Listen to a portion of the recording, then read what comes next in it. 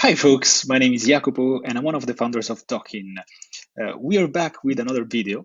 Did you know that you can use Sheets formulas in your slides and in your Google Docs? Well, that's possible with Dokin.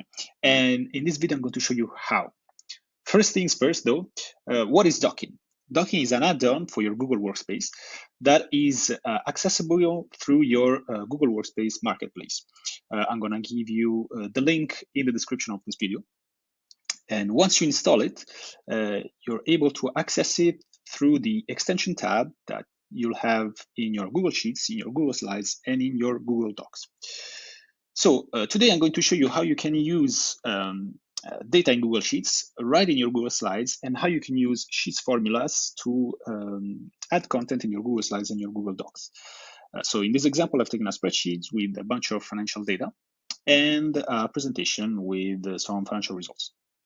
So what I'm going to do first is I'm going to export this data from this spreadsheet to that presentation in order to use it across my slides. So first things first, I'm going to the export data and I'm choosing export new data.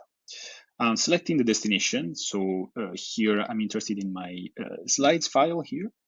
I'm selecting it and I'm creating the ranges that I want to export. So the first one that I want to export is my P&L. So I'll call it P&L. I'm going to select the cells that I'm interested in. So I'm going to highlight all of that and I'm going to update my selection to reflect the cells that I have highlighted. And I'm going to use the first row and the first column as header. This is going to make it easier to filter data when I'm in Google Slides. I'm going to create that. And I'm also going to create a new range for my quarterly summary. So I can click here on create new range. I'm going to call it summary. And again, I'm going to just choose the cells that I'm interested in. So all of that. And I'm going to update my selection to reflect that. And again, I'm using the first row and the first column as headers. Once I click on create and I have these two ranges, I'm going to export that data. So once I've done that, I'm going to be able to find these ranges right here in my sidebar in Google Slides. And so I can start inserting that data. So for example, here, I want to add my nights booked. That's data that I can find in my summary. And I'm going to select my Q2 column for FY22. And I'm interested in my nights booked. Here they are. And I'm going to insert that. And then let's suppose that I wanted to say here that our revenue grew of a certain percentage year on year. I could go to my P&L. I can insert and go to my formula tab. And here I basically want to do a calculation between my F3 cell and my E3 cell.